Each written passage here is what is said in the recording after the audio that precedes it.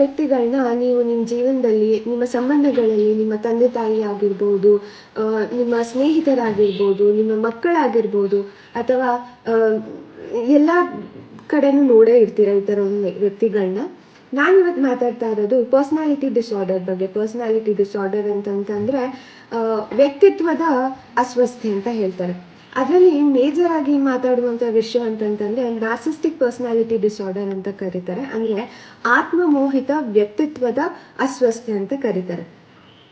ಈ ಥರ ಒಂದು ಕೊರತೆ ಇರುವ ಅಥವಾ ಈ ಥರದ ಒಂದು ಅಸ್ವಸ್ಥೆ ಇರುವಂಥ ವ್ಯಕ್ತಿಗಳು ಹೇಗಿರ್ತಾರೆ ಅಂತಂತಂದರೆ, ಅವರು ತನ್ನನ್ನೇ ತಾನು ತುಂಬ ಗ್ರೇಟ್ ಅಂತ ಅಂದ್ಕೊಂಡಿರ್ತಾರೆ. ಅಂದರೆ ಐ ದಿ ಗ್ರೇಟ್ ಅನ್ನೋ ಒಂದು ಕಾನ್ಸೆಪ್ಟಲ್ಲಿ ಬದುಕ್ತಾ ಇರ್ತಾರೆ.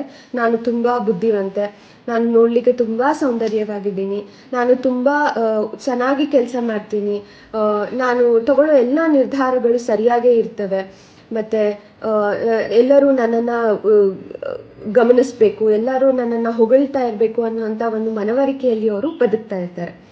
ಅದಲ್ಲದೇ ಇನ್ನೂ ಸಾಕಷ್ಟು ಸೂಕ್ಷ್ಮವಾಗಿ ನೋಡಿದ್ರೆ ಇದಕ್ಕೆ ಇರುವಂಥ ಲಕ್ಷಣಗಳು ಏನು ಅಂತಂತಂದರೆ ಸೆಲ್ಫ್ ಇಂಪಾರ್ಟೆನ್ಸ್ ಅಂತ ಹೇಳ್ತಾರೆ.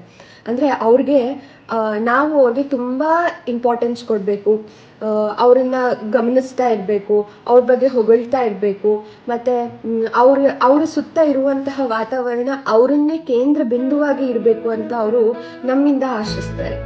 ಅದಲ್ದಲ್ಲೇ ಎರಡನೇ ಲಕ್ಷಣ ಅಂತ ಹೇಳ್ಬೋದು ಅಂತಂದರೆ ಲ್ಯಾಕ್ ಆಫ್ ಎಂಪತಿ ಅಂತ ಕರೀತಾರೆ. ಲ್ಯಾಕ್ ಆಫ್ ಎಂಪತಿ ಅಂತಂದರೆ ಬೇರೆಯವ್ರಿಗೋಸ್ಕರ ಕರುಣೆ ಆಗಿರೋದಾಗಿರಲಿ, ಸಹನೆ ಆಗಿರೋದಿರಲಿ ತುಂಬ ಅತಿ ಕಡಿಮೆ. ಅವ್ರಿಗೆ ಬೇರೆಯವರ ಕಷ್ಟದ ಬಗ್ಗೆ ಅವರು ಸ್ಪಂದಿಸೋದಿಲ್ಲ. ಆಮೇಲೆ ಅವ್ರು ಮಾಡಿರುವಂಥ ತಪ್ಪುಗಳನ್ನು ಅವರು ಯಾವತ್ತಿಗೂ ಒಪ್ಪೋದಿಲ್ಲ. ಅಕಸ್ಮಾತಾಗಿ ಒಪ್ಪಿದ್ರೂ ಕೂಡ ಆ ತಪ್ಪಿಗೆ ಕ್ಷಮೆಯನ್ನು ಅವರು ಯಾವತ್ತೂ ಕೂಡ ಕೇಳೋದಿಲ್ಲ. ಅದಲ್ದಲೇನೆ ತನ್ನ ಒಳ್ಳೇದಕ್ಕೋಸ್ಕರ ಅಥವಾ ತನ್ನ ಕೆಲಸ ಆಗ್ಲಿಕ್ಕೋಸ್ಕರ ಬೇರೆಯವ್ರನ್ನ ಬಳಸ್ಕೋತಾರೆ. ಇದು ಕೂಡ ಒಂದು ನಾರ್ಸಿಸ್ಟಿಕ್ ಪರ್ಸನಾಲಿಟಿ ಡಿಸಾರ್ಡರ್ ಅಂತ ಇರುವಂತ ಒಂದು ವ್ಯಕ್ತಿತ್ವ. ಈಗ ಈ ಥರ ಕೊರತೆಗಳು ನನ್ನಲ್ಲಿ ಇದ್ದಾಗ ನಾನು ಇದನ್ನ ತಿದ್ಕೋಬೇಕಾಗತ್ತೆ. ಏನಕ್ಕೆ ಅಂತಂದ್ರೆ ನನ್ನಲ್ಲಿ ಪರಿಣಾಮ ಬೀಳೋದಲ್ದಲೇನೆ ನನ್ನ ಸಂಬಂಧಗಳಲ್ಲೂ ಕೂಡ ಪರಿಣಾಮ ಖಂಡಿತವಾಗೂ ಬೀಳುತ್ತೆ.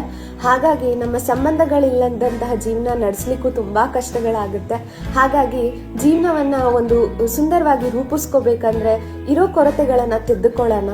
ಥೆರಪೀಸ್ ತಗೊಳ್ಳಿ, ಸೈಕ್ಯಾಟ್ರಿಸ್ಟ್ನ ಕನ್ಸಲ್ಟ್ ಮಾಡಿ, ಒಂದು ಒಳ್ಳೆ ವಾತಾವರಣ ನಿಮಗೋಸ್ಕರ, ನಿಮ್ಮ ಮೆಂಟಲ್ ಹೆಲ್ತ್ಗೋಸ್ಕರ, ನಿಮ್ಮ ಮಾನಸಿಕ ಬದಲಾವಣೆ ಅಥವಾ ಮನಸ್ಥಿತಿಗೋಸ್ಕರ ಇದನ್ನ ಖಂಡಿತವಾಗೂ ಒಂದ್ಸತಿ ನೋಡಿ.